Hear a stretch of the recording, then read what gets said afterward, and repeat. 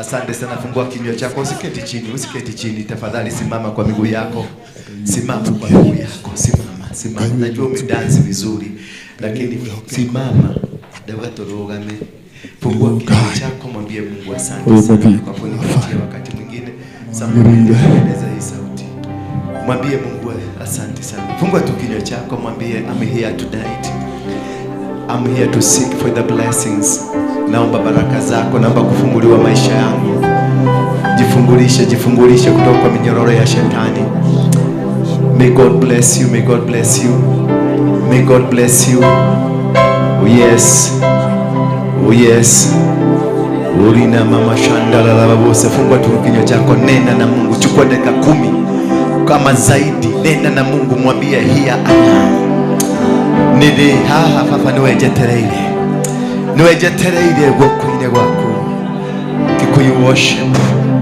Kikuyu worship. Upatia huyo. You know Kikuyu worship? Do you have Kikuyu worship? Yes. Oh yes. Fungua kinywa chako, endelea. Hikura kanwa gakwira kai. Nijokire nyumba ine yaku na nikwenda kumogwo. Nilikuja kwa nyumba yako na sitatoka nikiwa mkavu. Mwambie nilikuja nikiwa mfupa mkavu na sasa niko tayari kutoka huko nikiwa na nyama. Nikitoka huko na tukiwa baraka. Oh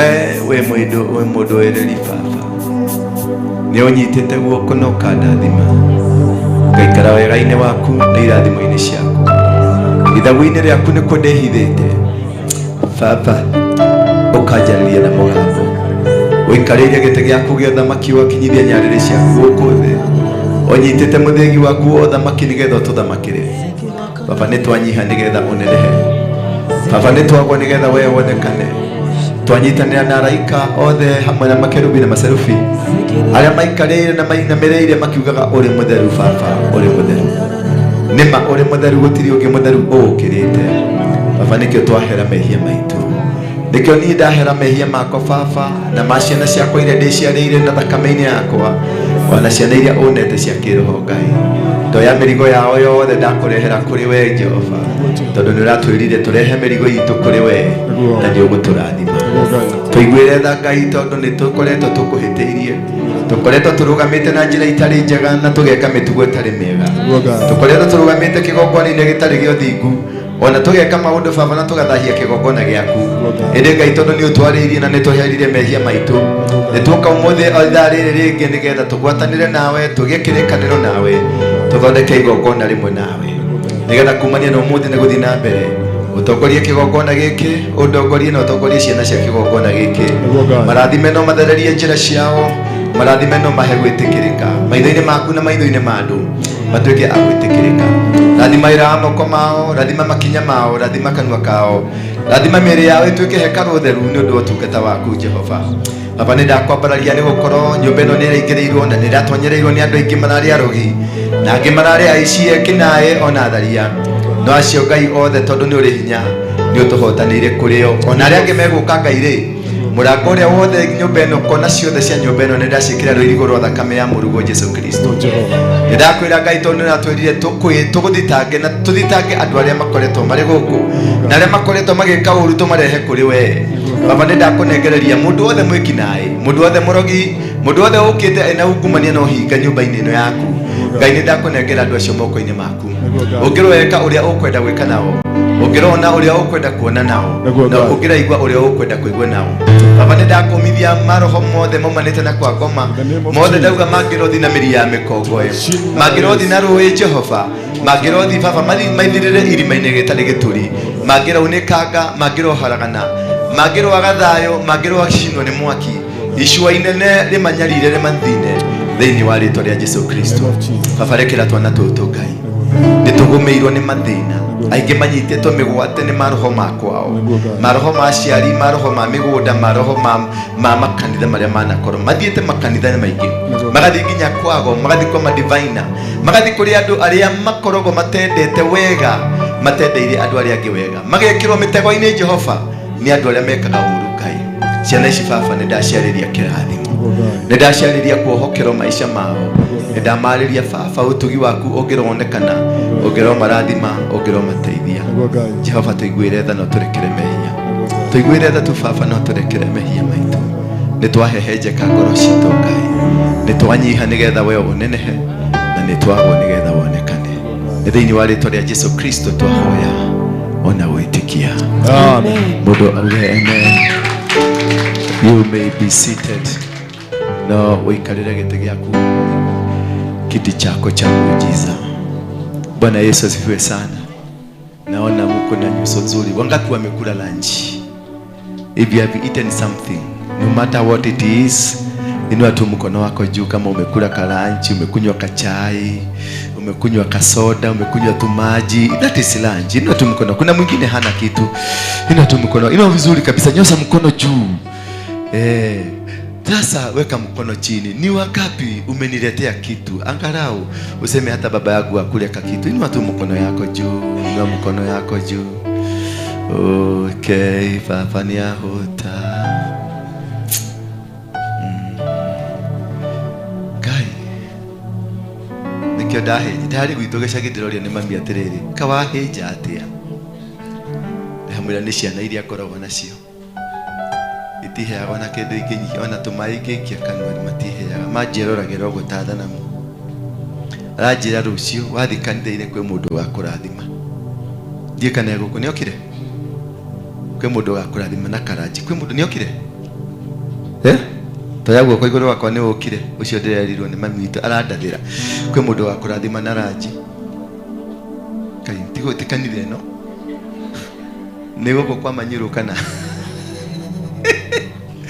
Bwana Yesu asifiwe sana. Mmebarikiwa lakini asante sana. Onderaji. Ditiga. Wow. Eshogeha. Oyo kwaja na wake odoke nene. Oyo kwaja ni mwega.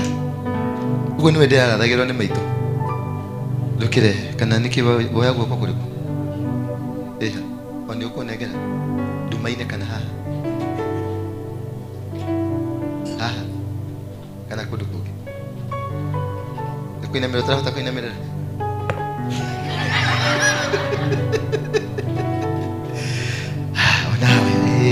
Yes, ndehakwe kuhona. Sorry mami. Ndehakwe kuhona. Ndegarajia kwa Serena. Na gathani kama koma gakiri mugwanja. Ni pesa nyingi. Toya tonini gathani kama. Aya. Ti special aluta. Nikesha nori. Wathani ya gosho. Mutire mundu ungi nengo gethina hakaru maide na mwakigwa pastor ni orira na hau karu maide ri ni mugukiuria kiuria. Thank you. Ni mundu nyendete muno etagwo Lydia. Ni mundu uyu wethainia muici adamurire aya. Okay, ni gashanuri uranekera njoke na hau njoke ni gwatheka. Negwadeka. Nikikira guthekia riu. Ndo ya Ngai ogie kibali tani. Nona na ndaguriro raji. Werega kuguriro thwitire. Sasa unatafuta. Hari uge. Joke. Keriu kugerako. Aya kitu kiu no kifuko. Kiwa mundu aje kuwa na kifuko ri. Mwenye hari kaudareda kugitira. Yes. Thank you. Anoshi kama mwenyewe.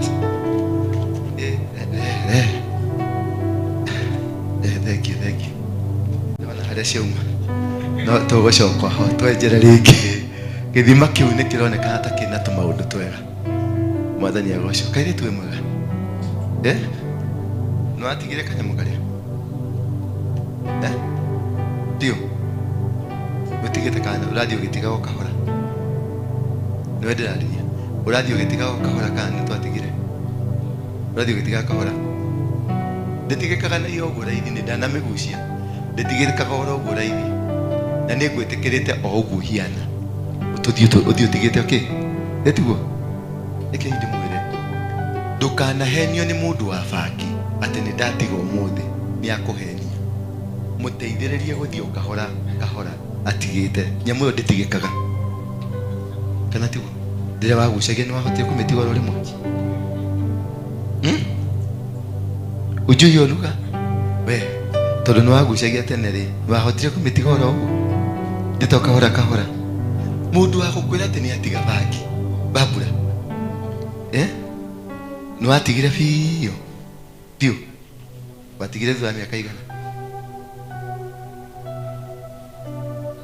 atawezi kubuka maana ni kitu inakaaga kwa kichwa.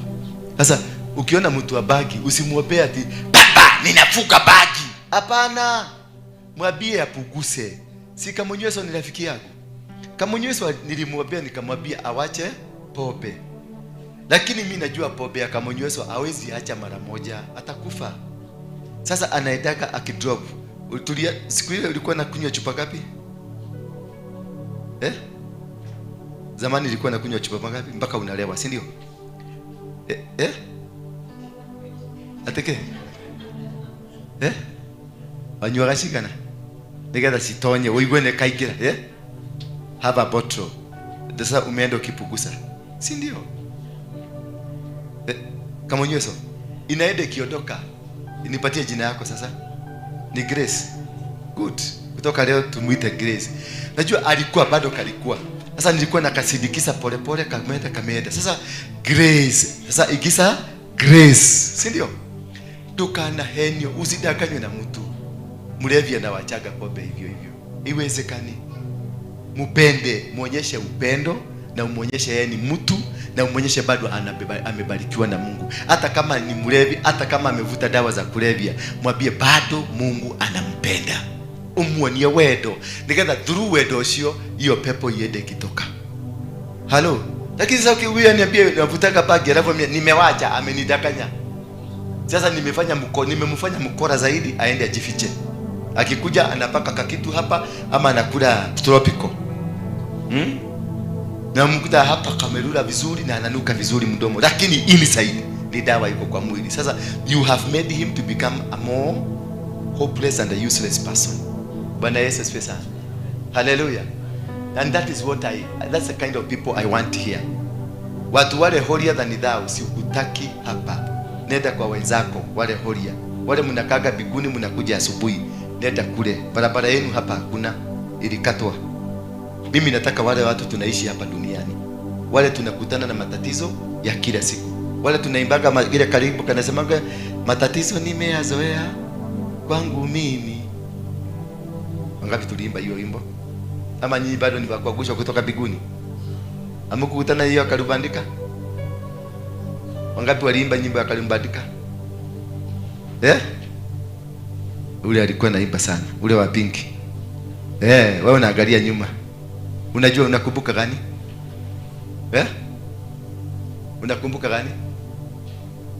Umesahau? Zimefutika kwa kichwa. Na wewe Jane, unakumbuka gani ya karubandika? Yeni inagashia lele. Siaruwa. Sia maikirowa. Najua ya maikirowa ni ingine ya dunia hii. Tumesikia huko. Bwana asifiwe sana. Najua natayarisha nyoyo zenu mrudi kanisani. Hapa sitakagi watu wameokoka sana. Kama wameokoka sana, hii si kanisa yako.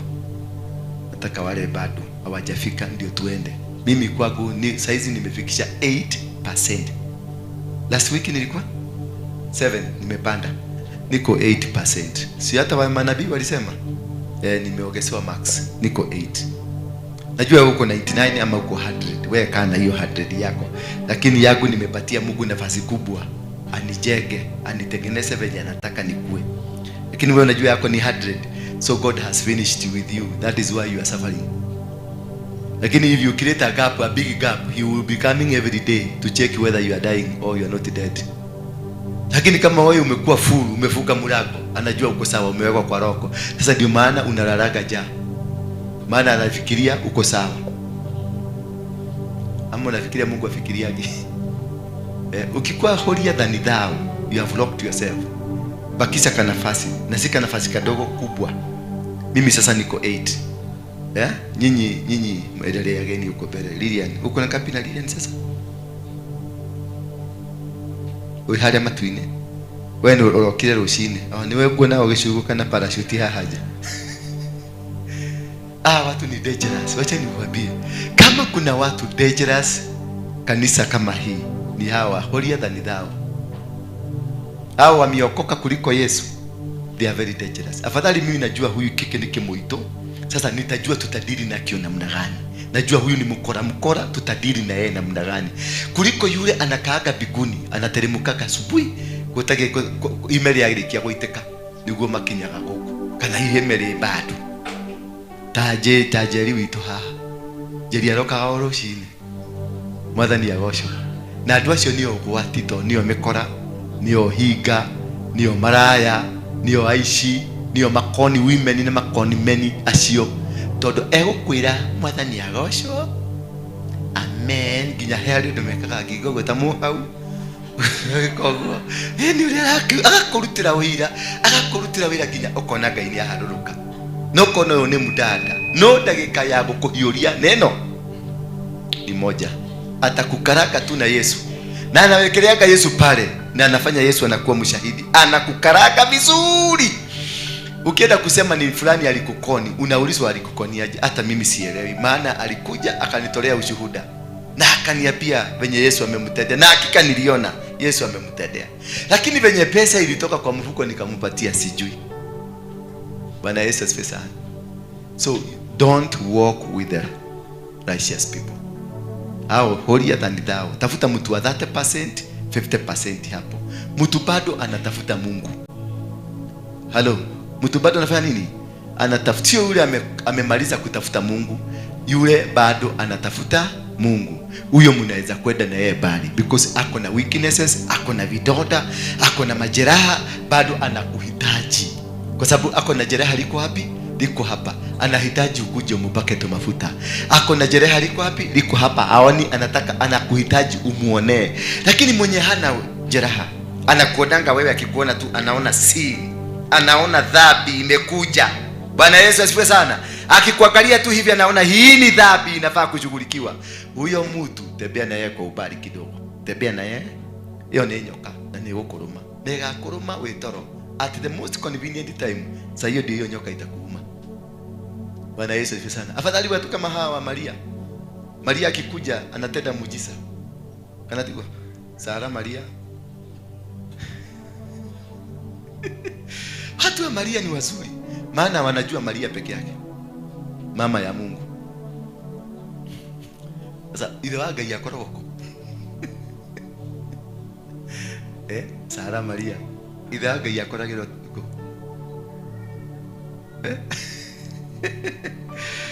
Sasa nataka tusome kitabu cha Biblia. Nimesema hiyo maneno kwa sababu ni maneno ya uhiga ambayo Wakristo tuko nayo. Maana imekuwa kubwa sana. We Christian, we are hypocrites. The most dangerous people you can walk around with. Mimi nikaulizwa, kama sasa niulizwe nipatiwe option kule naweza kwenda. Like, I know you, guess where you can go? Naweza kwenda wapi? Mogithi? Muslim ama wapi kwingine? Naweza prefer kwenda kwa bar kwingine, Mungike kwingine, Muslim. Sasa ukisikia venye wanasema hiyo roho iko ndani yao. Kwa sababu the mouth speaketh what? The abundance of. Si umesikia wananitakia niende kwa Muslim. Bwana Yesu asifiwe sana. Apostle wewe mwega. Tugioke kugeithia andu a Ngai. Twire Eldoret kwerwo atia. Bwana Yesu asifiwe. Hello Eldoret. You are here. Amen. Anashukuru. Majina yangu ni Tabitha Mbai. Nimeokoka, Yesu ni Bwana. Nimetoka Eldoret. Tunapeleka Christ Ambassadors Eldoret. Bwana asifiwe. Kwa hivyo muendelee kutuombea, na sina mambo mengi, mtu wa Mungu. I'm happy to be here. Na Mungu akubariki. Yesu makofi kwa ajili. Eldoret ingine tusalimie tu Eldoret. Bwana Yesu asifiwe. Bwana Yesu asifiwe tena. Majina ni Sami Njoroge. Nimetoka Eldoret. Nimekuja kuona mtumishi. God bless you. Sami Njoroge. Na huyu mzee anainamisha kichwa kama. Bwana asifiwe. Mimi naitwa Peter Mugo. Mimi ni rafiki wa Apostle na kujaga hapa mara kwa mara. And sana kuona bado umehakisha moto ya Christ Crusade. Pigieni Yesu makofi. Ule mwingine yako wapi? Eko keburase. Keha. Najua huyu mjamaa amekula pesa yangu mingi sana. Huyu. Niradirikana pesa yako. Wewe shokeshiga na leo. Najua kuna kitu kibaya kudili na askari. Akikuchukua pesa yako amechukua. Bwana Yesu asifiwe kanisa. Bwana Yesu asifiwe tena. Majina naitwa Wilson Maina. Nimetoka Eldoret na nashukuru Mungu kwa maana nimekutana na rafiki wangu wa kitambo hata wa saa hizi, lakini sasa tumepatana katika utukufu mwingine wa Bwana. Nisa Bwana asifiwe tena. Sina mengi ya kusema, naona nataka tuseme mengi, lakini nashukuru Mungu. Ulihama Mongeke. Huyu jamaa alikuwa askari wa kulinda rafiki yako, alikuwa anaitwa Elias Bao. Sasa unajua maaskari wanakaaga nje. Na wakati wa dosi wanaenda kukula. Sasa nikitoka ananiambia mwananaka wage totigate. Anakula kitu kidogo maana nimechukua huko na kuja na mgawia. Maana hata huyo Elias Bao mkubwa wakitembea na muskari hawapati yangu kitu. Ataspend milioni 1 kwa watu wengine, lakini yule mtu anamulida. Anamwambia aende akule kwa hoteli nyingine chakula ya rais ya shilingi 200. Lakini ataspend na watu wengine milioni kama 5 ziende. Driver na mtu anamulida wanaenda kukula kioski. That's the most dangerous kind of people you have katika dunia hii. Wabaya sana. But it is good. Hebu tusome kwa sababu hiyo ndio topic nataka tusome ya unafiki. Bwana Yesu asifiwe sana. Topic ya nini? Ya unafiki, the kind of spirit that many people has in our life.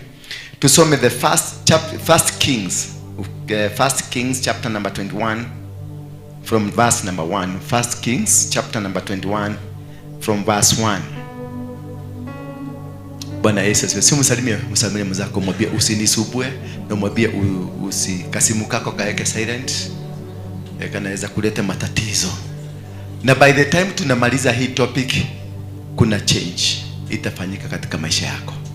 Maana kuna kitu kilikuwa ndani yako ambacho kimefukua kigugumizi, kimezuia baraka zako. Hallelujah. Mwambie mwenzako, mwapatie high five, mwambie from today expect something new. Thank you. Sasa tunasoma and it came to pass after these things that Naboth the Jezreelite had a vineyard. Tusipatia Kiswahili. Tusome Kizungu ama Kiswahili? Kiswahili. Kizungu. Sasa watu wengi wamesoma hapa. Wagubaro wameenda nyumbani. Tuende kazi. After it came to pass after these things that Naboth the Jezreelite had a vineyard which was in Jezreel, had by a palace of Ahab king of Samaria. Ahab the king of who? Nekegerago de kiare. Nikutweng. Na twengi kimuranga makinyeri. Si mumesema niongea Kizungu. Twende. And Ahab spake unto Naboth, saying, give me thy vineyard, that I may have it for my garden's herb, because it is near unto my house, and I will give thee for it a better vineyard than it. Or it seems good, for to thee I will give thee the worth of it, of the money in it. Bwana Yesu asifiwe sana. Naboth, Ahab the king, came to Naboth, akamwambia, I want you to give me your vineyard, shamba lako. You give me what? The vineyard ambayo uko nao, which is neighboring my vineyard, so that I can make it for garden of vegetables, not what you're even planting. Ni kama sasa you have a company that is producing what? Cars. And I have a company that is producing firewood. And because I'm a king, nikwambie unipatie kampuni yako kiwanja hiyo, utoe hizo takataka zako za magari, nikuje nipande sukuma wiki. That was the intention of this man. That give me your vineyard, that I may do what? And Ahab spake unto Naboth, saying, give me the vineyard, that I may have it for a garden of herbs. The vineyard alikuwa na kitu kinaitwa grapes, alikuwa amepanda midhabibu. Lakini akamwambia, ngoa midhabibu yako, nipande sukuma wiki, nipande managu na manini na madharoko. Bwana Yesu asifiwe sana. Hiyo ni kejeli ya hali ya juu. Because you are neighboring me, and I am richer than you, and I am a king. Kama Ruto venye uliona alitaka watoto wa shule Lang'ata primary iondoke ndio aifanye parking ya gari. Unajua hapo ndio jensi, how to jensi tu siku hiyo ndio tu jensi tulimkuja kumpiga tena. Ukihesabu miaka to then walikuwa na miaka ngapi? Walikuwa class 8 na 7. Walikuwa miaka ngapi? 13. Ni miaka ngapi kutoka siku hiyo? About 15 years. Ilikuwa wakati wa uhuru ama Kibaki? Wakati wa uhuru. Tuseme ni 12 years. Ongeza 13. Hao ni watoto wa miaka ngapi? Ndio walikuwa kwa barabara ama ni wengine? So he planted a seed that germinated, ikakuja kumsumbua baadaye. Na hiyo seed ijaachana na yeye. We are having another one that is coming very soon. Bwana Yesu asifiwe sana. So Ahab alizungumza, he spake unto Naboth, saying, give me thy vineyard, that I may have it for a garden of herbs, because it is near. Not because it is convenient, not because you are selling, not because you want to do something else about it, but because it is near. Hello. And this is the character of people that will want to displace you because they think they are more stronger than you. They think they are more better than you. They think that they are more superior than you. They think that they are more anointed than you. They think that they are better in any way than you. Bwana Yesu asifiwe sana. And these are the most dangerous people you have around your life. These are people you will find them in churches because they think they came to church earlier than you. They think they have positions better than you. They think they speak to God better than you. They think they have a connection better than you. You have a husband who thinks that he is superior, he is better than you. You have a wife that thinks he is better and superior than you. You have people in the society that thinks are so more important than you. This king Ahab alikuja akamwambia, niondokee kwa shamba yako, unipatie, nikupatie shamba kubwa na nzuri zaidi kuliko yako. Yeye kwa nini hataki hiyo shamba kubwa na nzuri kuliko yako? Why will he give you shamba kubwa na nzuri kuliko yako? Why will you give him akupatie shamba nzuri na shamba ni kubwa na anasema ni mzuri na ni kubwa kuliko yako? Ni kwa nini akupatie kitu ambacho ni kizuri yeye hakipendi? Why will somebody come into your life and pretend that he is or she is providing better services than any other? There is a hypocritical move. And because it's unto my house, and I will give you thee for it better vineyard than it, or it seems good for thee, I will give you thee the worthy of it in money. Bwana Yesu asifiwe sana. This is the character ambayo mliona jana. Ni jana mani juzi ya Isiri. Wakipandisha bendera wakisema Isiri si Kenya. Isiri ni city ya nani? Ya wa Somalia. They have gone to Eldoret, wamenunua mashamba yote. And they are telling you they can even buy it at your price, the price that you want. Bwana Yesu asifiwe sana. They have pushed you out of town. The city they have captured. Businesses, they have been taken away by them. Na unasikia ni wanani? Ni wa Samaria. Samaria is Somalia. Bwana Yesu asifiwe sana. They have deprived you. They have taken which is of you. They have taken your virgin land because they got money and because you are greedy. The whole factor is because they got money and you are greedy.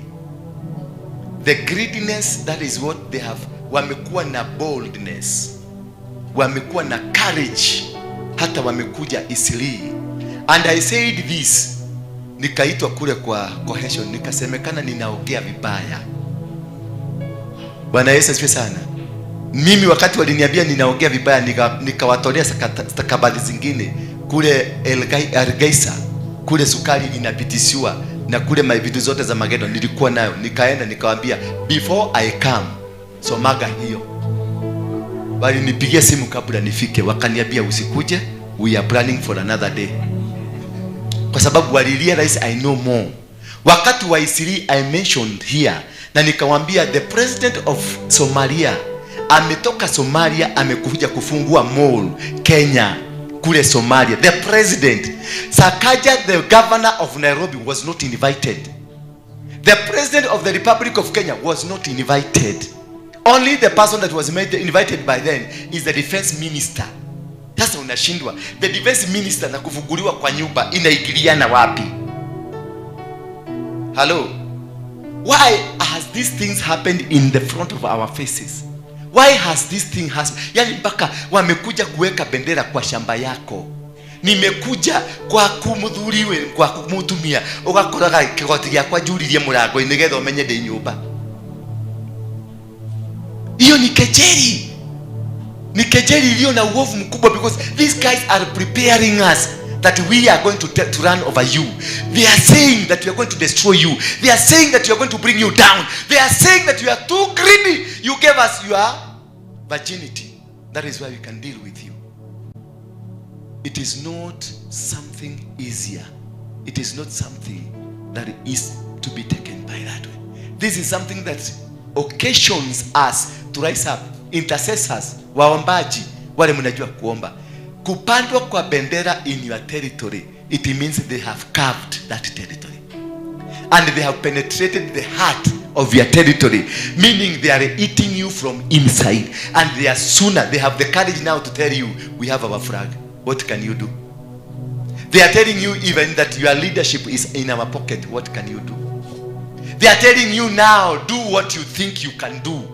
And they are showing you the middle finger. Because they have run over you. They have control. Economically, they have controlled you. Now they are controlling you spiritually. I told you what is a flag? A flag is an altar. What they did literally in Isli, they raised an altar of their systems. Meaning from today or whatever, when you go to Isli, you can be asked for a passport or a visa to get into Isli. That is where we headed to. And then they will carve, they will hive Isli, and Isli will become their own capital city, their own country inside Kenya. Like Vatican is a country in Italy. Bwana Yesu asifiwe sana. Vatican is a country in Italy. And also the same thing, Botswana, it's a country in South Africa, with its own capital, with its own president, with its own leadership. And they have their freedom, meaning Isili can become a state of the Somalis, and they will be able to run and to operate from there as their nation. And then what will happen? The same thing that is happening in Jerusalem, where we have Gaza, we have Israel, we have everything all around. That is what's going to happen, because they will be fighting us from Isli, and they will be controlling from Isli. They will capture Nairobi. They have captured South B. They have captured the city. Their businesses they run nizao. Wame capture is wapi? South B, South C zote nizao. Wameenda mpaka kwa my estate. They have taken over South B zote. Uende mpaka kule Mombasa Road, uende mpaka Westlands, uende kila mahali. They have taken it over, meaning it is just a signal. They are testing their water. Mutabehave namna gani? This cannot be won by a weapon. It can only be won spiritually, because this is a spiritual warfare.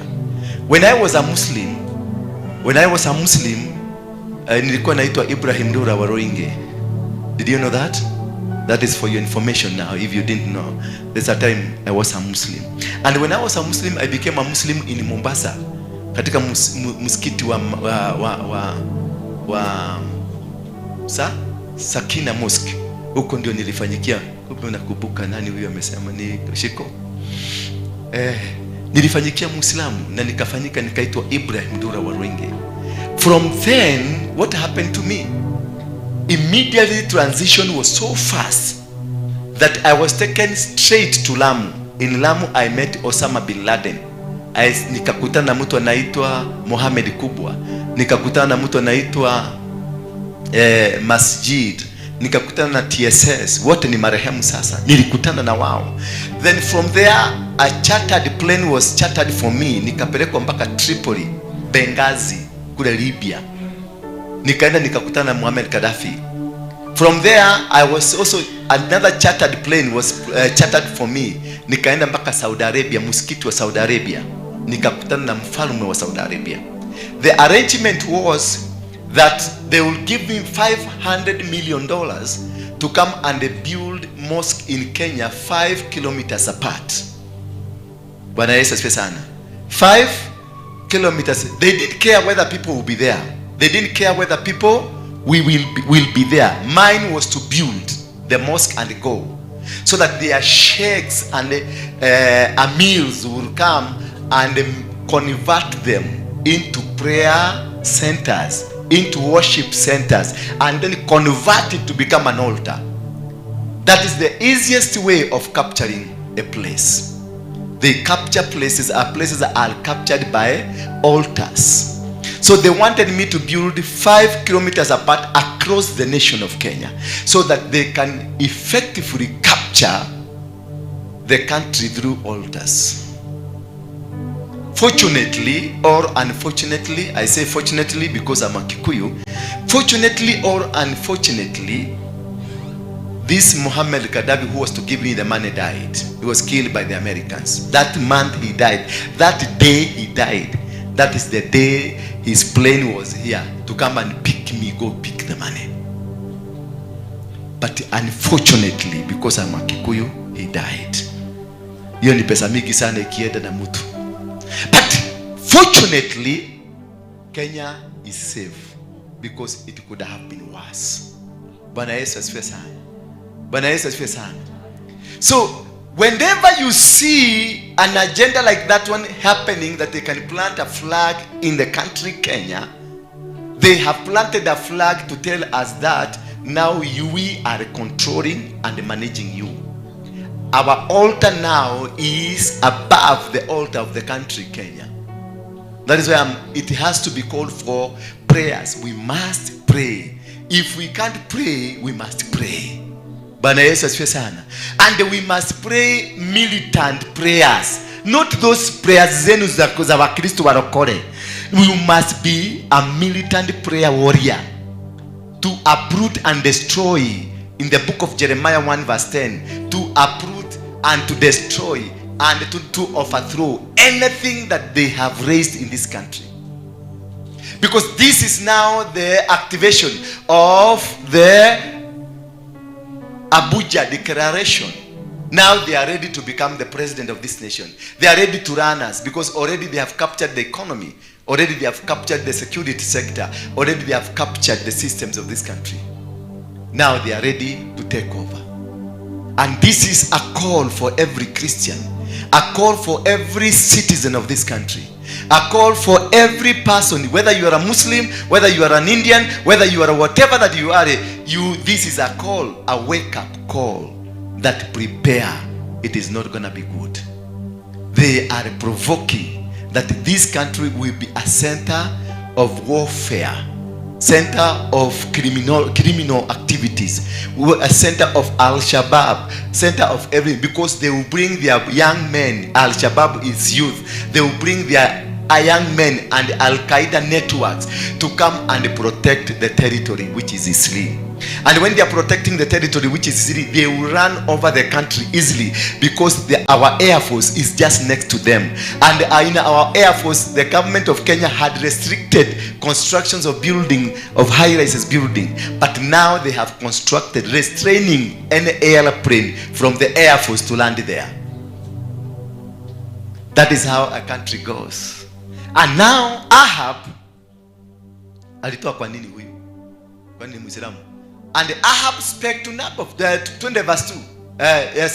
And Ahab spake to Naboth, saying, give me the vineyard. Verse 3, please, quickly. And Naboth said, listen here now to me. And Naboth said to Ahab, the Lord forbid it in me, that I should give the inheritance of my fathers unto thee. Bwana Yesu asifiwe. Hebu tupatie NIV. Naona hawa watu wamechanganyikiwa. Hawajui dhidha. Get me an NIV or any other book that is easy, has good English, easy English. Watu hawajasoma kama mimi. But Naboth said to Ahab, the Lord forbid. The Lord did what? Forbid that I should give the inheritance of my father to you. How many of you have sold the land that you found that belongs to your father? You have sold to these people. You have sold your inheritance. How many of you have compromised your integrity? How many of you have compromised the principles that God has given you? Now you are living like a vagabond because you have compromised yourself. Umejisaliti, umejipeana kwenye mikono ya maadui. Naboth akamwambia, siwezi kukuuzia shamba, hata kukupatia not a single inch of the land, because this is my inheritance from the Father. So you don't sell your inheritance. You don't sell your country. You don't sell your place. You don't sell your body, because that is your inheritance that you must protect with every spirit around you. Now we have sold our country. We have surrendered our land to the people who does not value the altar that you are, who does not value you, who think that you are supposed to die, who thinks that you are the kafiris that you need to be finished. Naboth said, but Naboth said to Ahab, the Lord forbid that I should give the inheritance of my father to you. Verse number 4. So Ahab went into his house sullen and displeased because of the word which Naboth the Jezreelite had spoken to him. Now this man did not go sullen or disappointed because he was denied the land. Hello, I want you to get this interpretation. Hakuenda kwa sababu ya amenyimwa shamba. Hakukasirika kwa sababu ya kunyimwa shamba. Alikasirika kwa sababu ya maneno aliyoambiwa. Bwana Yesu asifiwe sana. Ni kwa sababu ya maneno ambayo aliambiwa. Because he said, so Ahab went to the house sullen and displeased because of the word which Naboth the Jezreelite had spoken unto him. For he said, I will not give you the inheritance of my father. So the sole motive of Ahab to Naboth was to disinherit. Hello? Your enemies are not interested with that piece of land. Your enemies are not interested with that which you own. Your enemies are not interested with your possession. The enemies are interested in disinheriting you from which God gave you. So the enemy, the devil is not interested with anything. He's only interested to bring you down by disinheriting, kukuondolea baraka ya baba. Hello. Tulisoma asubuhi tukaona Daudi alimbariki Solomoni na akamtengenezea mpaka vitu vya kujenga, akamtayarishia, akaprepare mtoto wake, wakati atakuja kuchukua ataingia into a smooth transition. That is the blessing of a father, that he has left this for you so that you can have a smooth transition, and again you will maintain the legacy of your land, the legacy of your leaders, and the legacy of your culture and the leadership. But now Naboth's interest here, Ahab, was not the land, but to disinherit, to remove Naboth from the inheritance that was left behind by the father. Why? Why would they want to remove the inheritance? Because it is in the inheritance that you are standing. It is in that inheritance of God, inheritance of your father, inheritance of the land that you have, inheritance of whatever is happening around you. This is what is making you stand, because this is where the pillars of your success story, the pillars that sustains you, the pillars of your altars are. So the interest of Ahab was to remove this man, because this man was strong. Not because he knew how to do things, not because he was better, he was strong, he was much bigger, but because he had an inheritance that has stopped Ahab from thriving in his kingdom. So when they come, they want to destroy you. They want to destroy you because they know you have a seed in you. And in this seed, if they don't destroy you, this seed that is in you will come to destroy them. So what they do is to make sure that they have killed the seed in you so that they will be able to inherit you. And this is what is happening to Kenya. When Moses Kuria signed an agreement with Bill Gates Foundation that now GMOs will be allowed to come to Kenya, and he was given a lump sum of 6 billion shillings as a kickback. He sold our inheritance. Meaning now they moved a legislation to parliament to suggest that nobody will be allowed to sell any seed or to plant any seed that is not processed from the Gates Foundation. That is why yesterday or this month, early last week, Bill Gates Foundation wamepatiwa access, unlimited access of this nation, an immunity that they can do anything. They can come and use you as a guinea pig. Wanakutoa damu ama wanakudunga dawa, wanakuweka ukimwi, kisha wanakudunga dawa ya kuua hiyo ukimwi. Yani they want to use you as a lab to test whether hiyo ukimwi, wanakuweka ukimwi ndani yako, kisha wanakudunga shindano ya kutreat hiyo ukimwi. And this has been happening in Kibera. This has been happening in hapa Majengo, in Mukuru kwa Blueberry, because they have a special gate pass towards you, that they have been allowed to use your soul, they have been allowed to use your energy, to use your body, to use your blood for their stories, for their activities that are demonic. Bwana asifiwe sana. So we must rise against Gates Foundation. We must rise against Gates Foundation because it is intention. Why would they be given immunity? Why the immunity? We have a foundation ourselves. We have not been given an immunity. I am a Kenyan. I have not been given immunity. Why will you be given immunity? So that they know, because they will be doing things that are illegal in this nation. Therefore, they need special immunity. We shall mobilize Kenyans all the country, or wherever they are, and rise against any institution or any formation that they will build in this country. We shall destroy it. Bwana Yesu asifiwe sana. That is what is written in the book of Deuteronomy 7, that when God will hand them over to you, you shall utterly destroy them. You shall utterly burn them down, completely destroy their altars, destroy their pillars and their sharers, bring them down. That is the danger that we are in. The spirit of gluttonous spirit, gokoroka. This is what is eating us as a community, as a nation, as a church, as African. This is what is destroying us. So what happens? Naboth, I will not give you the inheritance of my father. And they lay down in his bed and turned away his face and they will eat no food. Bwana Yesu asifiwe sana. Because of the bitterness and because he knew what he is about to miss, what he is about not to catch. Because when this enemy discovers they have lost you, they have not managed to capture, they have not been able to get hold on you, they have not been able to destroy the infrastructure that is in you, they even cry. They go for days without eating. They will fast for you. They will fast to destroy you. Because they are asking themselves, how now I was unable to destroy this man? There are people that have been sent to destroy you. They are here just to come and destroy you. And when they fail, they are not able to destroy you. They will do anything in their disposal. And this man, because he could do, it was so bitter. He was so bitter about it. He did not eat for several days. Until the wife, but Jezebel, his wife, underline the name Jezebel.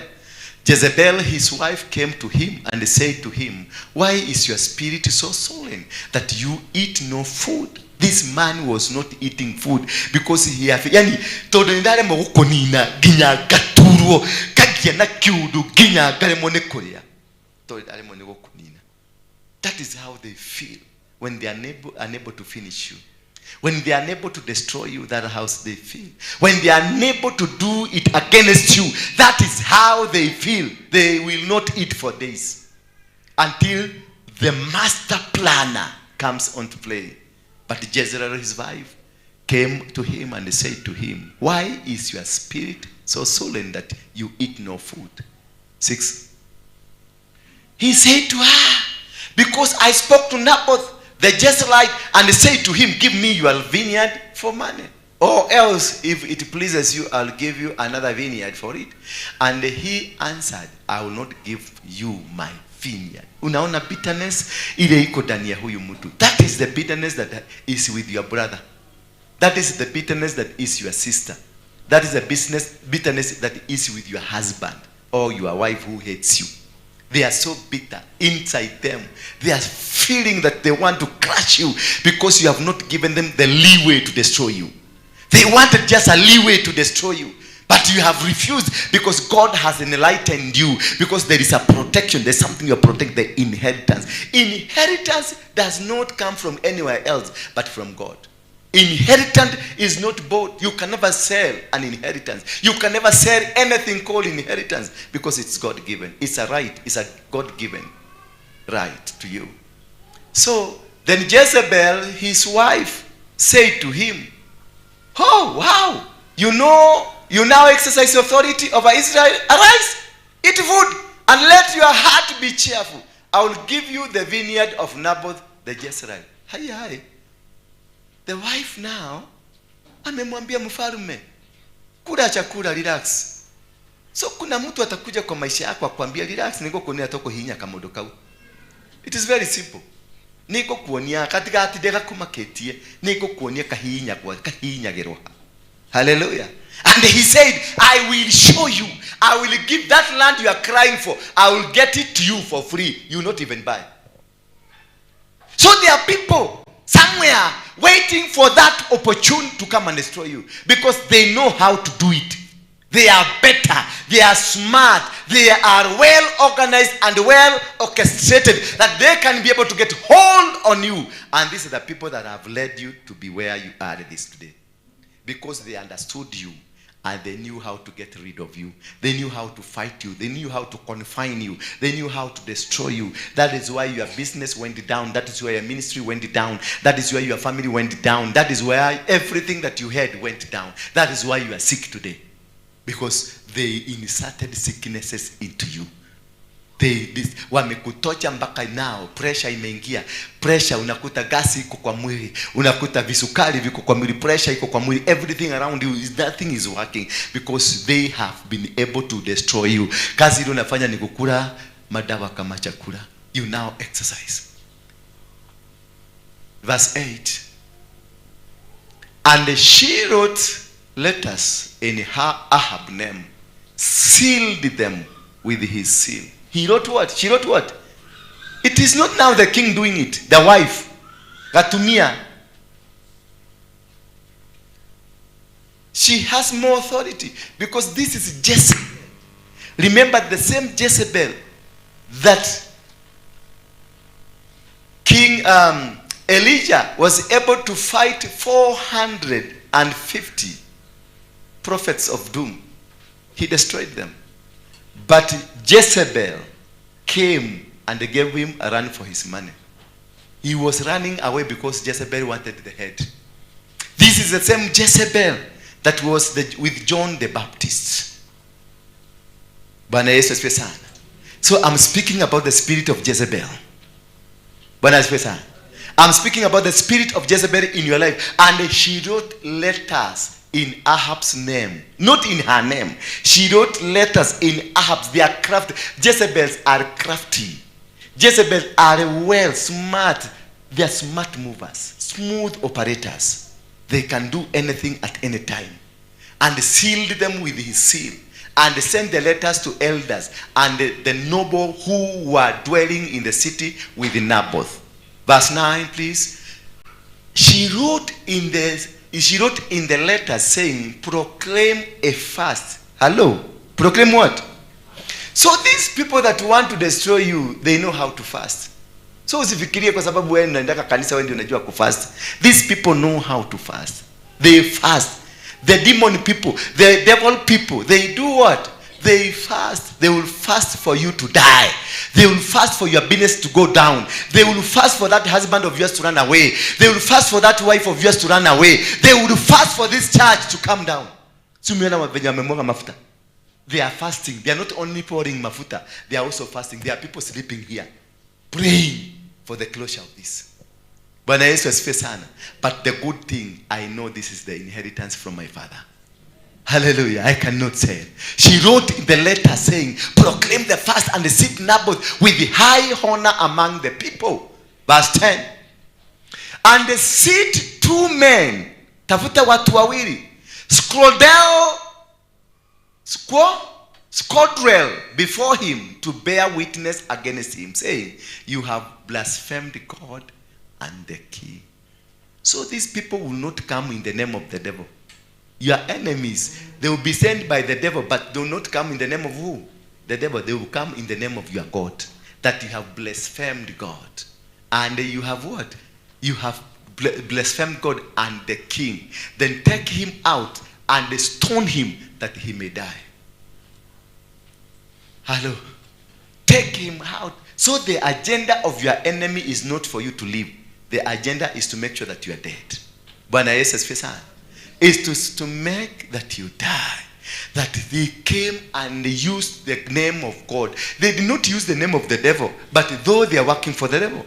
So these people who come here as intercessors, these people who come here as worshippers, these people who come here as pastors, these people who come here as holy worshippers, nice people who have come to the church, nice people who have come to your business, and who have come even befriended your family, and they become family friends.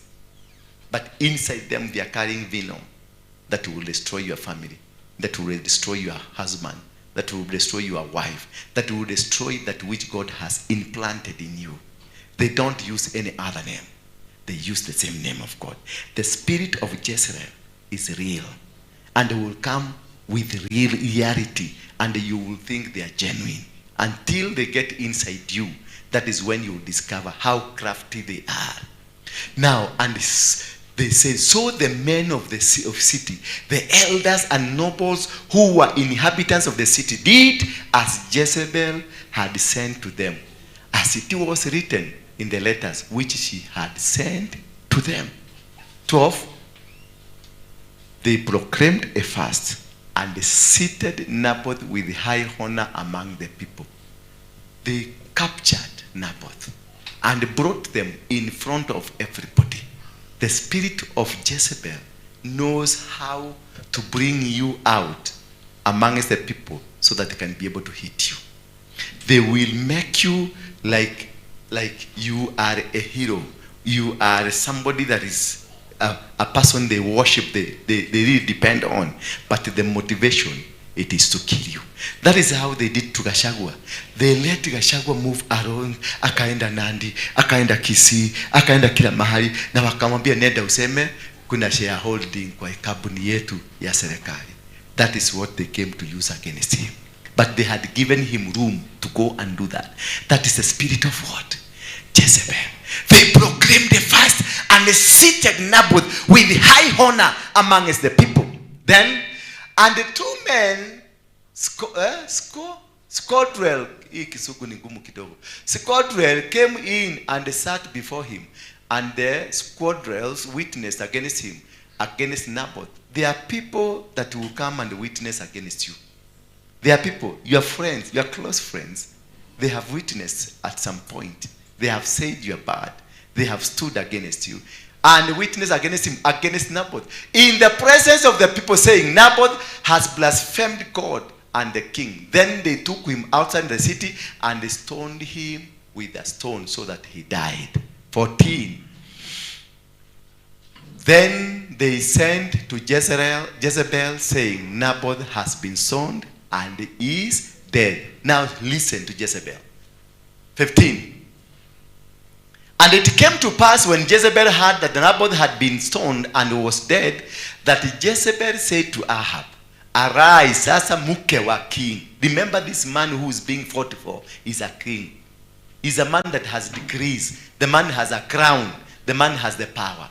But now the wife is acting on behalf of a king. Bwana Yesu asifiwe sana. So those are the kind of people around you, the juniors who are around you, and they will act more bad than the king himself. And this woman said, it came to pass when Jezebel heard that Naboth and he had been stoned and was dead, that Jezebel said to Ahab, arise, take possession of the vineyard of Naboth the Jezreelite, which he refused to give you for money. For Naboth is not alive, he is dead. That is what they are planning to do in your life. That is, then they will take your possession.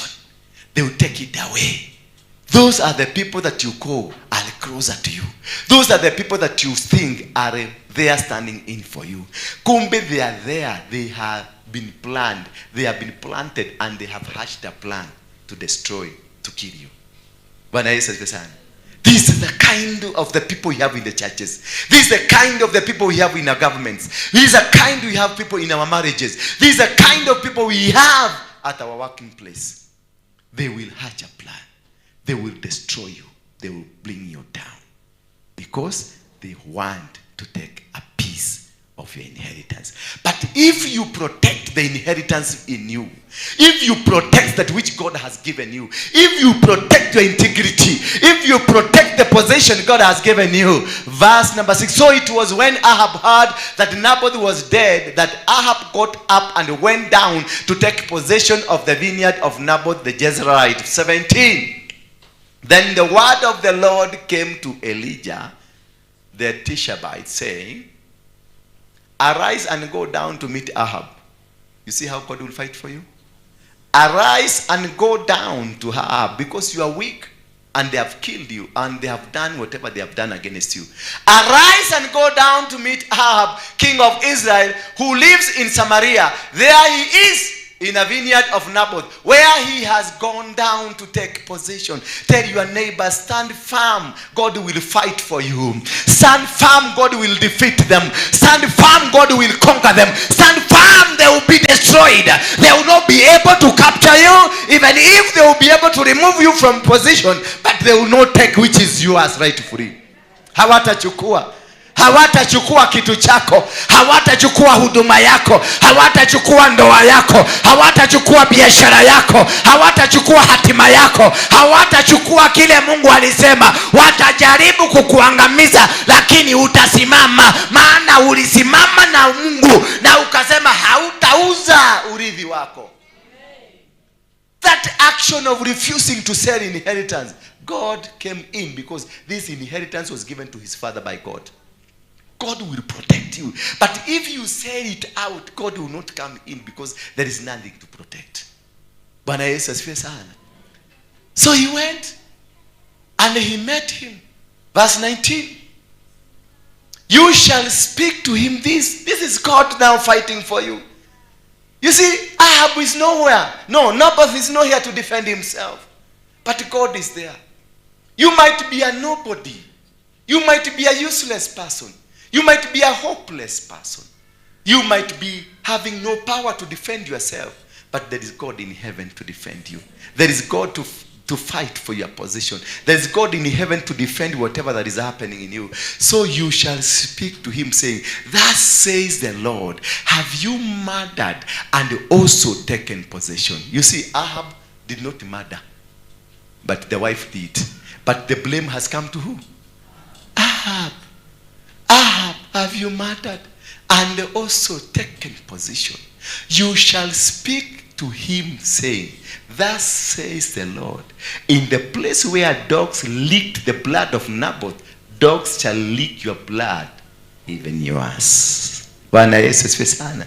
At the place you planned against your brother, at the place you planned against your sister, at the place where they came and they planned against you, that is the same place that they are going to be destroyed.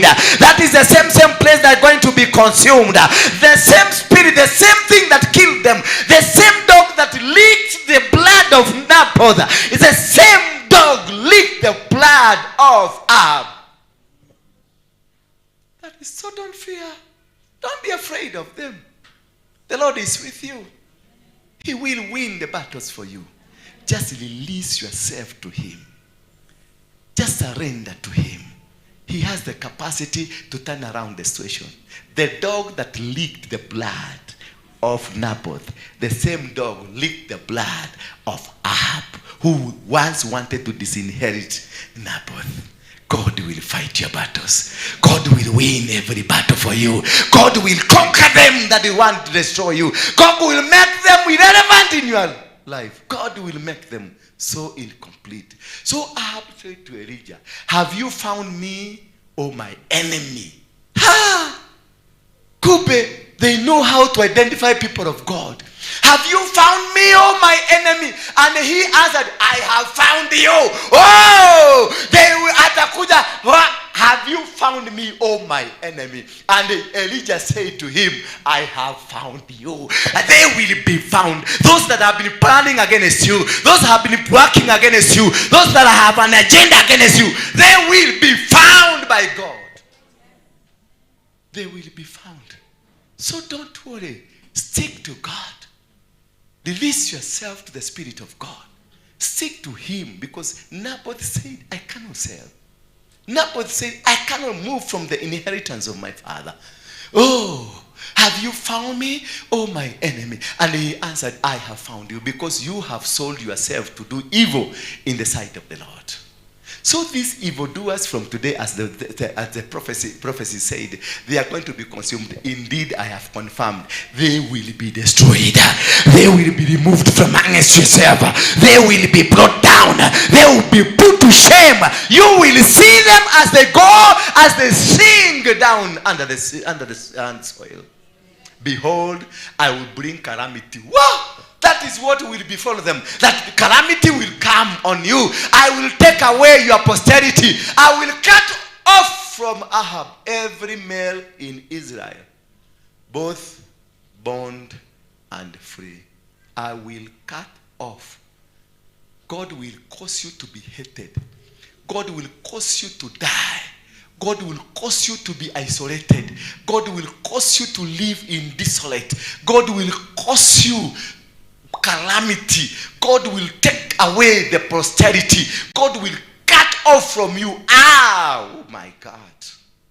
He will make sure that you are isolated and prepared to be subdued to death. You, the backbiter. You, the devil amongst the people. You, the idol. You, the whatever you are. God is telling you, calamity is coming. Tell your neighbor, if you're not going to change, calamity is coming.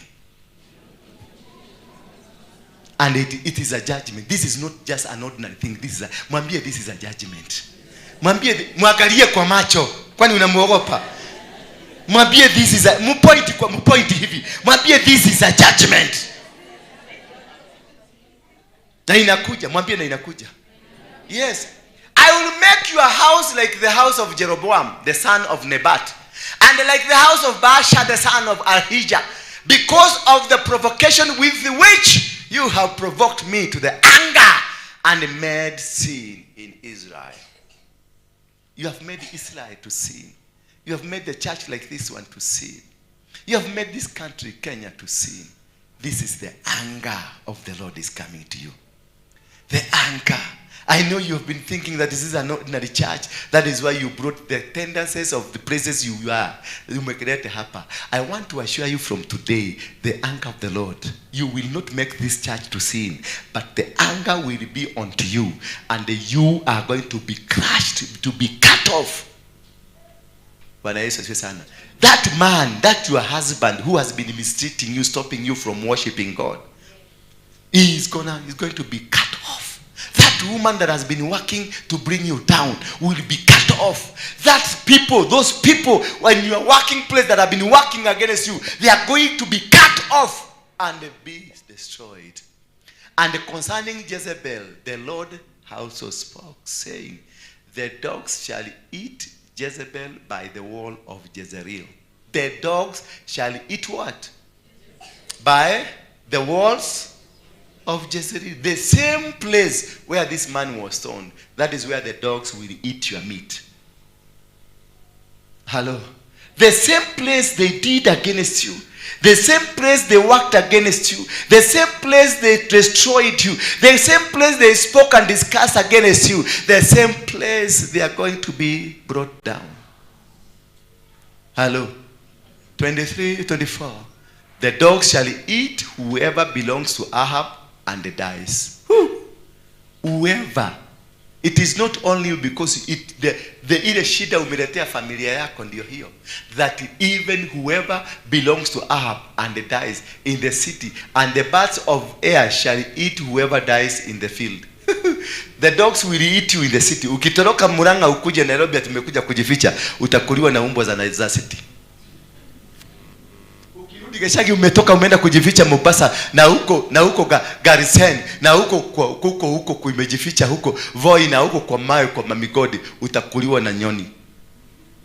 So there is no place for you to run away. Bwana Yesu asifiwe sana. May your enemies from today be eaten by the dogs, the wild dogs, and the nyonis of the field. Wherever they try to run to, they shall never find a place to run to. Hawatapata mahali pa kutorokea. Kule wanaenda kujificha watakamatwa. Kule wanaenda kujificha wanakuletea maneno machafu. Wanataka kukuondoa kwa mapenzi ya Mungu. Naye Mungu atawakamata. Mungu atawashusha. Mungu atawaweka chini. Hiyo waibu walitaka kukutia, Mungu atawatia katika jina la Yesu Kristo. So don't be afraid of what they are doing to you. God is going to do the same as they have died. As they have done to you, God will do the same. Bwana Yesu asifiwe sana. But where was no one like Ahab, who sold himself to do wickedness in the sight of the Lord?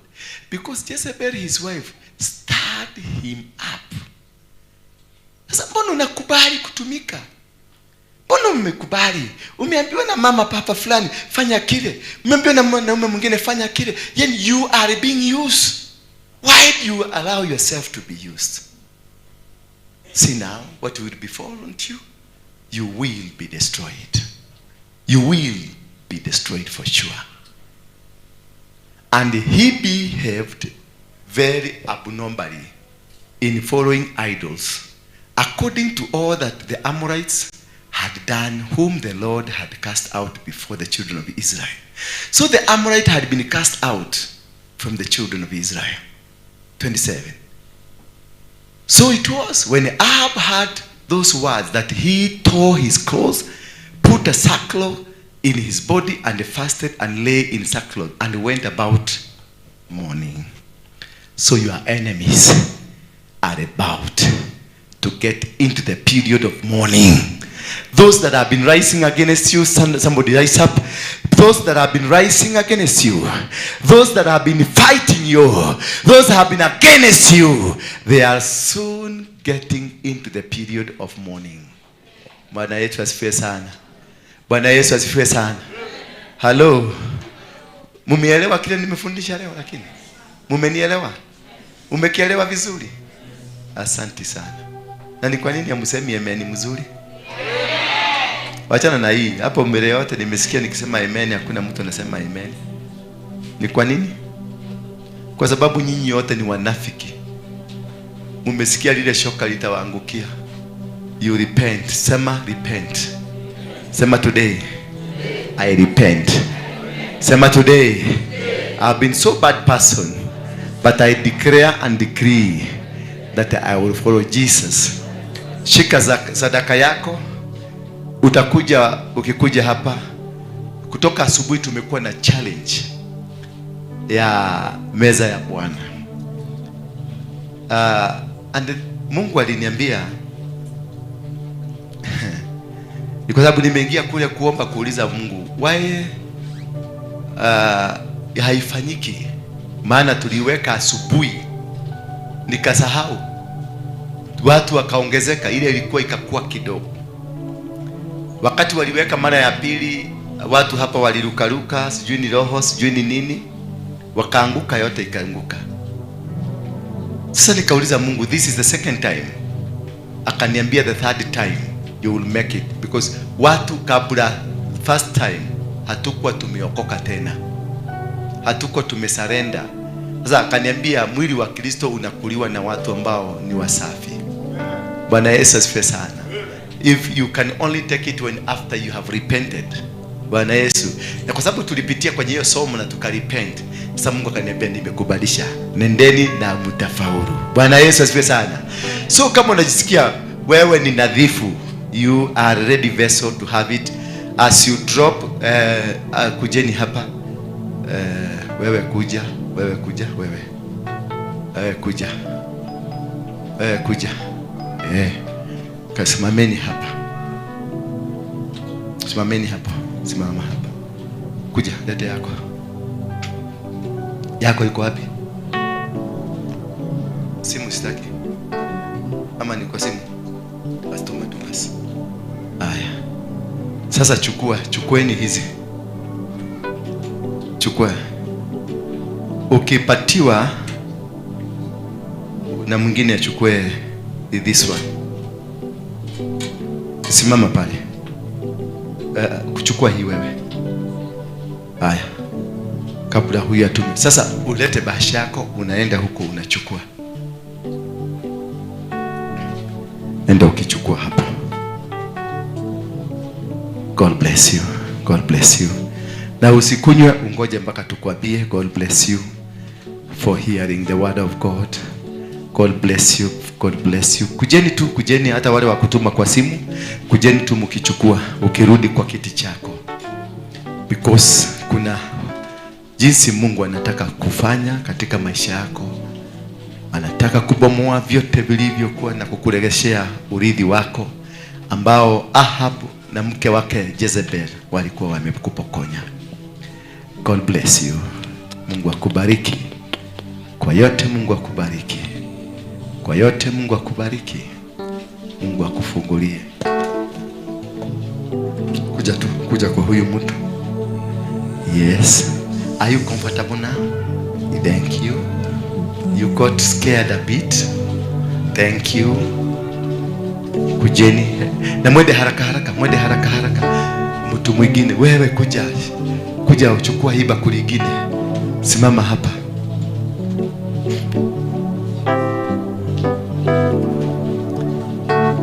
Yes. May God of heaven bless you. May God of heaven, the Father, the Creator, may He see you through. May He bless you. Sukari imeteremka ama bado iko juu? Imeteremka. Sasa kunywa kikombe ya maji ishuke. Asante. Bwana Yesu asifiwe sana. Mtajua hamujui. Niliwaambia hiyo kofia mlikuwa mnachezea nimeweka chini. Sasa nitawashughulikia vilivyo. Mtashindwa, mtaona mtu ambaye hamujaiona. We, tadhiadhia na hapo. Tadhiadhia na hapo. Yadhiapio. Lete mzee. Sawa, asante. God bless you. God remember you. Kwa simu, Mungu akukumbuke. Neema ya Mungu itembee katika yako. Maisha yako yakafunguke. Lete simu tuangalie. Maisha ya Mungu akubariki. Kwa simu, thank you. May God bless you. May God reward you. May God put the spirit of Ahab, the spirit of Naboth ndani yako, uweze kutetea urithi wako, uweze kutetea kile Mungu alikiweka ndani yako, utetee huduma yako. Mungu na ilinde huduma yako, alinde na familia yako, alinde na kazi yako, alinde na jamii yako from any evil attack. Whatever that they have planned against you, Mungu akujibishie, Mungu akutetee, akupiganie. Mungu awashinde wote maadui waliokuja mbele zako, walioorganiziwa kwa ajili ya huduma yako, walioorganiziwa kwa ajili ya ndoa yako, walioorganiziwa kwa ajili ya kazi yako, walioorganiziwa kwa ajili ya mapenzi ya Mungu juu yako. Wacha na washindwe katika jina la Yesu Kristo. Wasambaratike na njia zao zote zisambaratike. Wasambaratike in the mighty name of Jesus Christ.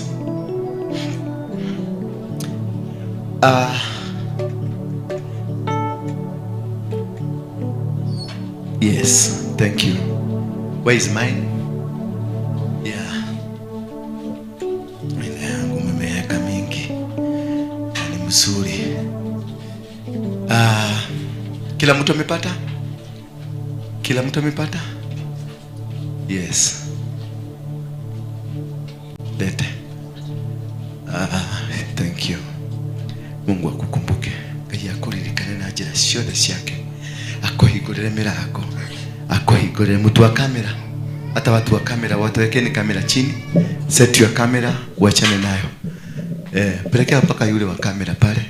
Na wale wako ukata mtu wa keyboard, wacha keyboard ikicheza peke yake. Ina uwezo wa kucheza peke yake. Hii keyboard yetu ni mrefu sana.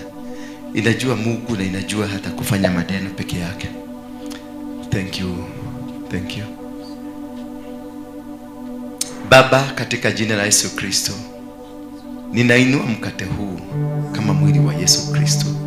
Nayo divai hii ninainua kama damu ya Yesu Kristo. Na ikafanyike jinsi ya mapenzi yako yalivyo. Kama vile Ahab alitaka kunyaganya Naboth urithi wake, ndio aweze kumhukumia, kumweka kwenye hukumu yako, ndio aweze kumwangamiza. Lakini Naboth akasema hawezi kuuza urithi wa baba yake. Watoto hawa wamepokonywa urithi wao. Wengine wamenyaganywa kupitia kwa familia zao. Wengine wamenyaganywa kupitia kwa marafiki zao. Wengine wamenyaganywa kupitia kwa kaka na dada zao. Wengine wamenyaganywa katika madhabahu kama hii. Neema ama vipawa ambavyo uliwapatia vilipokonywa kutoka kwao, wakanyaganywa. Leo hivi kama vile ulivyonipatia mamlaka na upendo na nguvu ya kunena kinyume na yeyote aliyeinuka kwa nyota za hawa, maana nyota zao ziliibiwa. Nyota zao zilichukuliwa na waabudu wa shetani. Nyota zao zilichukuliwa na watu wa familia yao. Nyota zao zilichukuliwa wakiwa shule. Nyota zao walichukuliwa wakiwa kwenye madhabahu ya kishetani na hata kwenye madhabahu ya watu waliojiita watu wako. Waliangamizwa, wakaangamika. Hawakujua, urithi wao ukachukuliwa. Kama vile ulivyosema, tukikunywa kwa kikombe hiki nasi tutaenda kupata uregesho, na itakuwa ukumbusho kwetu na itakuwa baraka kwetu. Hivi nabadilisha mwili huu, nabadilisha mkate huu kafanyike mwili wa Yesu Kristo na damu ya Yesu Kristo. Watakapoinywa na tutakapoinywa, iingie kwenye mwili wetu na iweze kututenganisha na maroho ya aina yoyote ambayo yamesababisha urithi wetu umenyakuliwa. Na chochote ambacho kilichukuliwa na maadui, chote kikaweze kuregeshwa sasa. Ninaitisha uwepo wa malaika na uwepo wa Roho Mtakatifu watakapokunywa, na wewe Baba ukanene na wao kwa njia ya kipekee na ukawafungue katika jina la Yesu Kristo. Katika jina la Baba, la Mwana na Roho Mtakatifu. Kaweka mkate wetu kwenye mdomo na kisha tuinywe damu ya Yesu.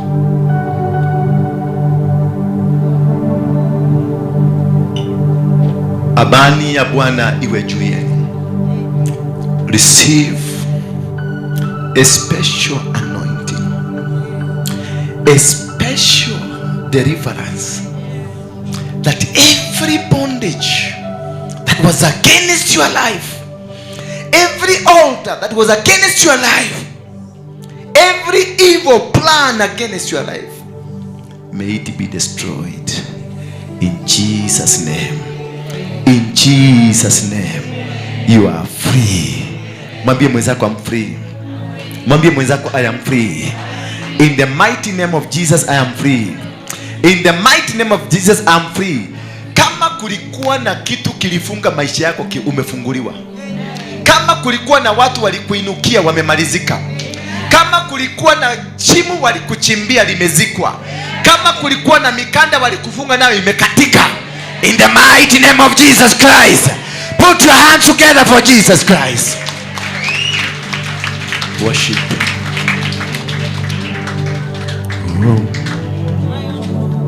More than a conqueror through Christ. Worship. Yeshua, Yehusha, Hamashiach. Want us to get into this worship. As we get in this worship, the Holy Spirit, Roho wa Bwana atashuka juu yako na atakuambia kweli, hakika you are free, because you are free. Tell your neighbor, shika mkono ya neighbor, mwambie I am free. Quickly.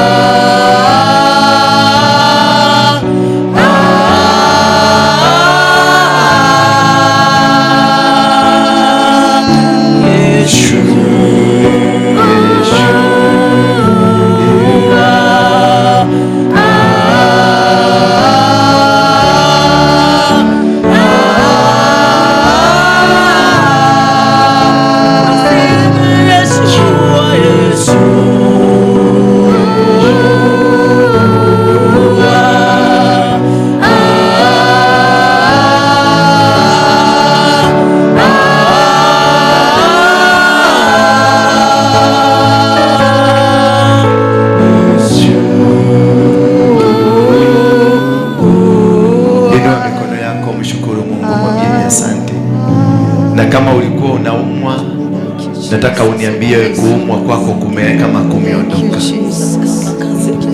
Somebody alikuwa kwenye pain, somebody alikuwa kwenye mateso. Nataka kusikia ushuhuda, maana Mungu ametenda. God has done it. God has done it. God has done it.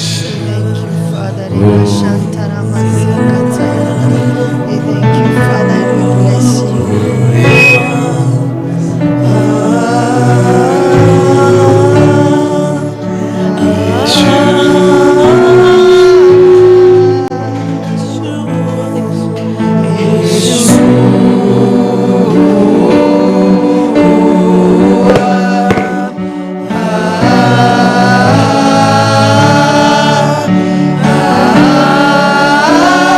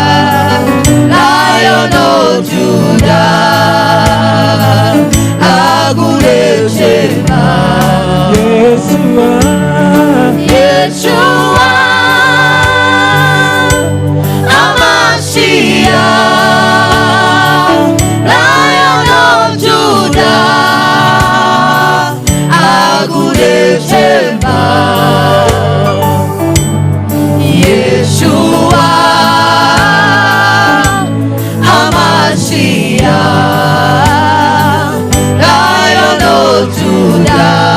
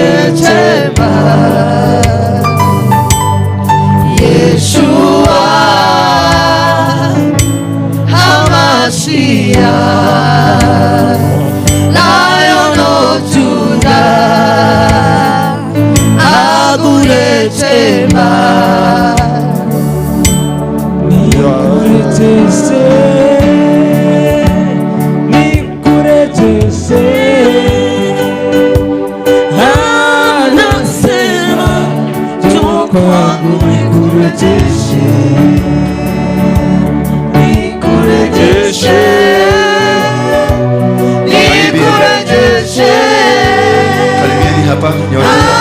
Anasema njoo kwangu nikurejeshe, nikurejeshe, nikurejeshe. Anasema njoo kwangu nikurejeshe, nikurejeshe, nikurejeshe. Anasema njoo kwangu nikurejeshe, nikurejeshe, nikurejeshe. Anasema njoo kwangu nikurejeshe yaliyoibiwa,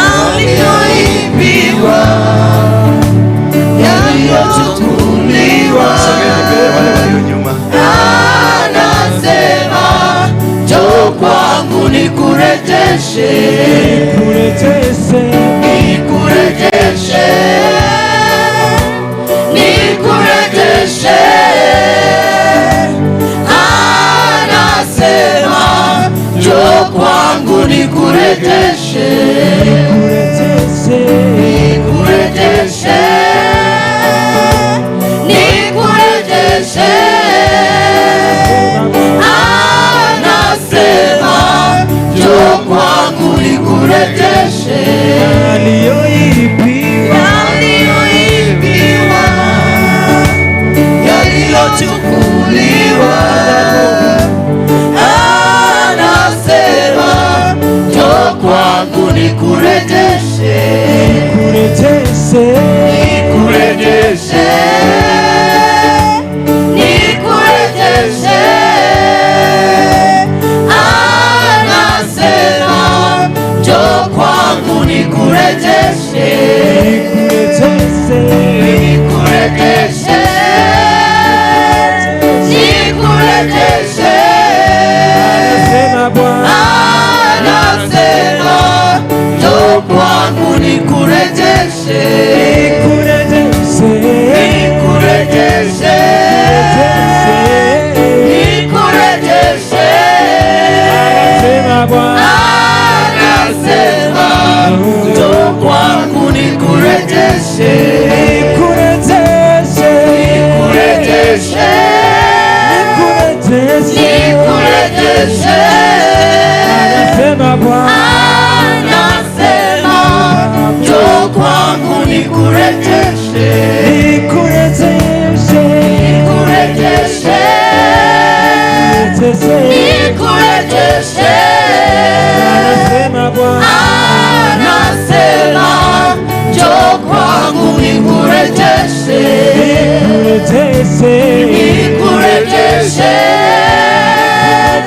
nikurejeshe. Anasema njoo kwangu nikurejeshe, nikurejeshe, nikurejeshe. Anasema njoo kwangu nikurejeshe yaliyoibiwa, yaliyochukuliwa. Anasema njoo kwangu nikurejeshe yaliyoibiwa, yaliyochukuliwa. Anasema njoo kwangu nikurejeshe yaliyoibiwa, yaliyochukuliwa. Anasema njoo kwangu nikurejeshe, nikurejeshe, nikurejeshe. Anasema njoo kwangu nikurejeshe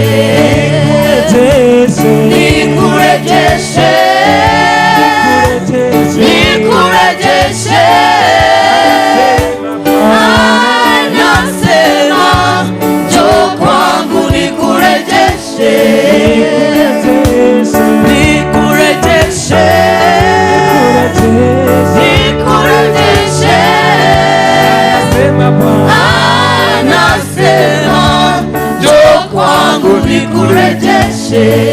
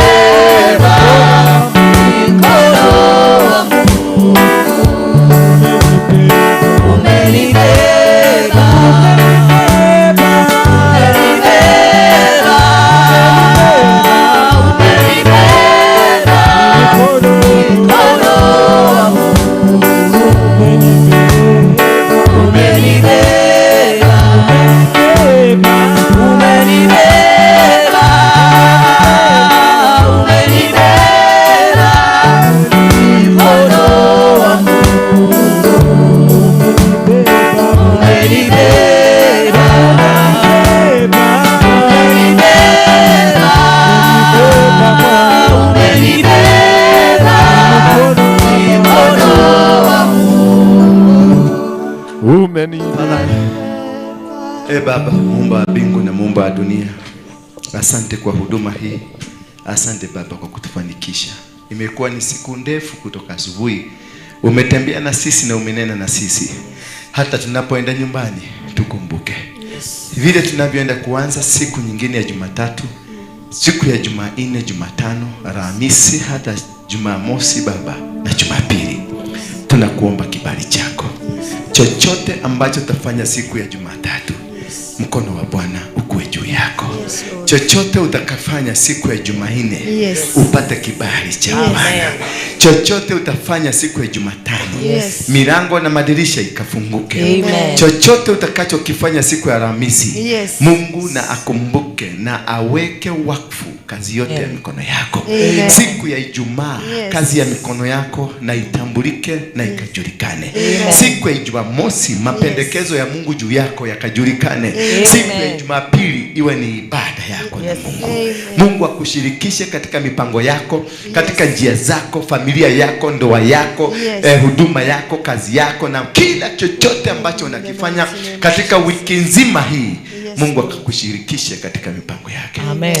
pokea neema ya Bwana. I receive. Pokea vibali vyote. Yes. Pokea kufunguliwa kwa milango. Amen. Pokea kwa kuinuliwa juu above every other nation. I receive. From today, let the blessings of Deuteronomy 28 verse 1 to 14 Yes. follow you and overtake you. Amen. Wherever you want to go today, God will bless you. Amen. For those who want to travel abroad, God will bless you. Amen. For those who want to do business, God will bless you. Amen. For those who want to start ministry, God will bless you. Amen. For those who want to start family, God will bless you. Yes. For those who already married, God will bless you. Amen. For those people who are working, God will bless you. Amen. May God give you a covering. Yes. A cloud that will follow you. A star that will lead you. Yes. Wherever you will go, Yes. you shall receive the endowment of the power of God. Yes. May you be forgiven for all your sins that you've done, knowingly and unknowingly. Yes. May God give you the coverage. Yes. May the angels of heaven follow you.